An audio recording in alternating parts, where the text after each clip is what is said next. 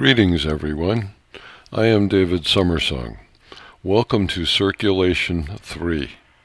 As with all my talks, a transcript can be found on my website, davidsummersong.org. As we progress through our discussions about circulation, we look at it from both the subatomic level and the cosmic level in order to understand the balance point in the middle. For the moment, let us return to where we left off in the first chapter, your body and your personal experience. In order for you to get the most easy and graphic direct experience and understanding of the orbital process of breathing and its contractive and relaxative side effects on all the organs and systems which make up the meat machine which you inhabit, the duration of your inhabitation is directly connected to your clarity of understanding about the needs of your mechanism and your ability to comply with them. Most persons, then, are familiar with some type of a circuit in their lives, be it a running track, a racetrack, or simply one of the endless circles that we go around and around in life. The point is to be able to visualize it clearly in a way that involves feeling and using your senses. If you can take this clear visualization and overlay it in your imagination within your body into your breathing pattern, then we will be able to begin to discuss the curves and bumps and hills on your chosen track. So in your imagination, let the starting line be at your belly button pointing down. The track is going to run down, around, up and around to the top of the roof of your mouth where your tongue is a movable bridge which is sometimes up and sometimes down. Up is good, down is bad. Up conserves energy, down wastes it. Whether there is continuity and completion in any one of your laps of breathing consciously depends on whether you make it across the bridge.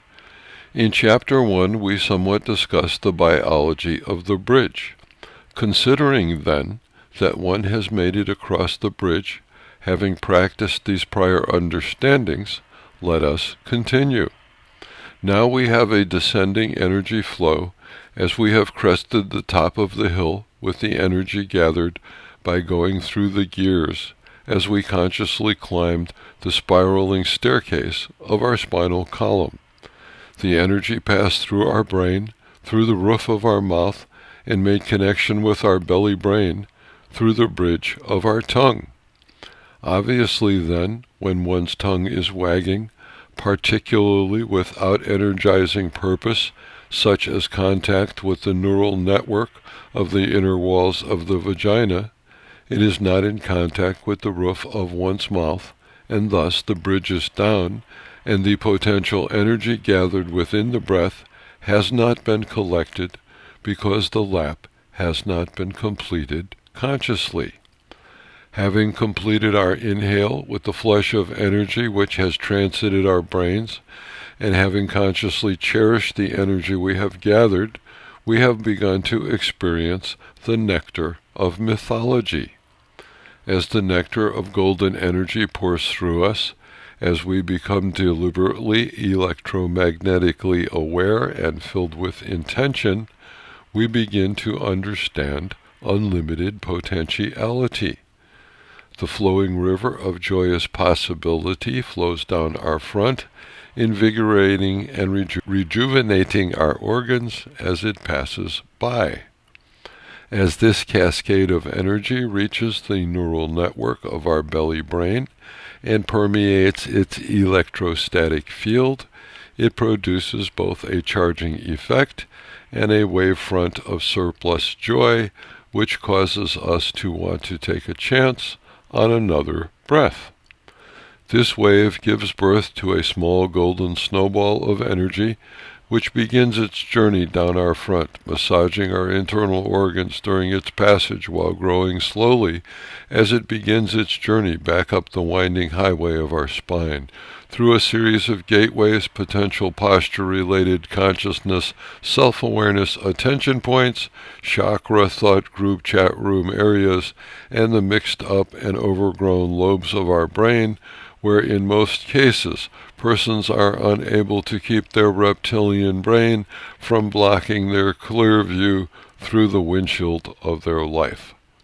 Soothing your reptilian brain and unwinding its tentacles from around the rest of your brain lobes is imperative if you wish to become responsive rather than reactionary. Circulation is about movement between opposite polarities. Because of circulation, existence can happen.